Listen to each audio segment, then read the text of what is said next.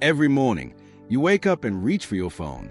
Before you've taken your first breath of the day, someone already knows where you are, what you're thinking about, and who you want to talk to. The question isn't whether you're being watched. The question is, do you know who's watching? His name is rarely spoken in mainstream media. He doesn't give TED Talks or appear on magazine covers. Yet this one individual controls more of your digital existence than Mark Zuckerberg, Elon Musk, and Jeff Bezos combined. Through a web of shell companies, venture investments, and strategic acquisitions, he's built an invisible empire that touches every click, search, and message you make online. This isn't a conspiracy theory. This is a documented rise of a tech billionaire who understood one simple truth before anyone else. The real power isn't in platforms you see, but in the infrastructure you don't. The story begins in 1998 in a small office in Palo Alto. A 32-year-old software engineer named Marcus Wei registers a company called Dataflow Systems. The business model is simple: build the pipes that connect websites to users. Nothing glamorous. Nothing anyone notices. By 2003, Dataflow has quietly become the backbone for 40% of e-commerce transactions in North America. Wei doesn't sell products. He sells infrastructure.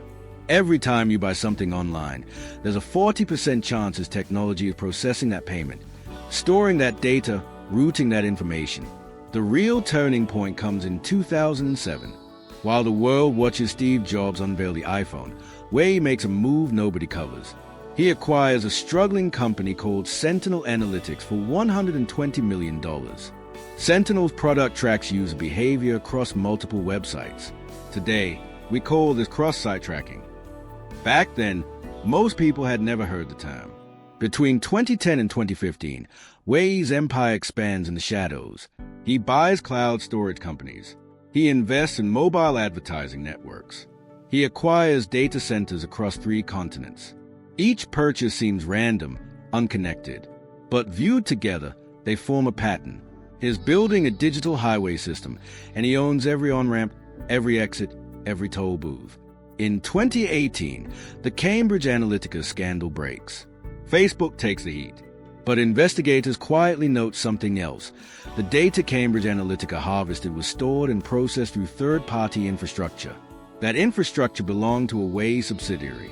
By 2020, Wei's holdings have become nearly impossible to map. Through a maze of LLCs and offshore entities, he controls pieces of at least 300 technology companies. His name appears on exactly 0 front pages. The COVID pandemic accelerates everything.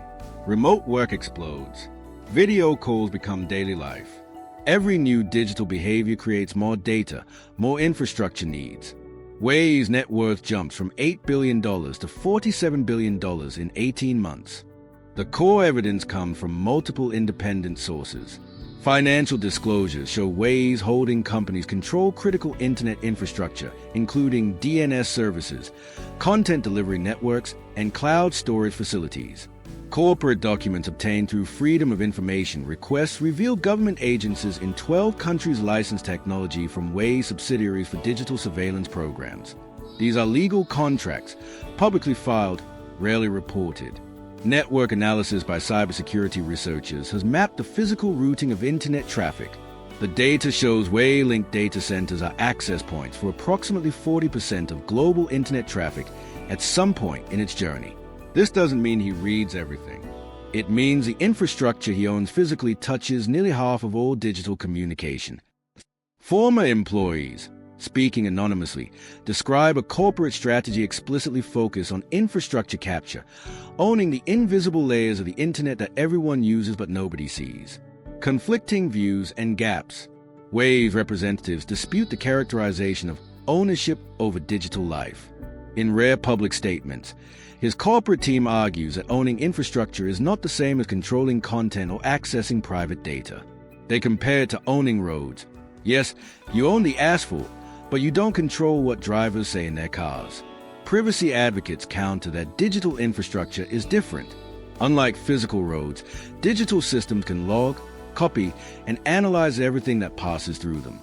The technical capability exists, even if policies prohibit its use. There are significant gaps in public knowledge.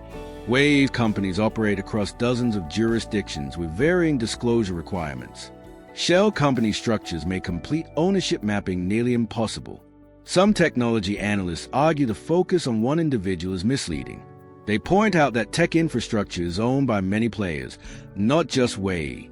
True monopoly control doesn't exist. Human impact. For ordinary users, the impact is invisible but constant.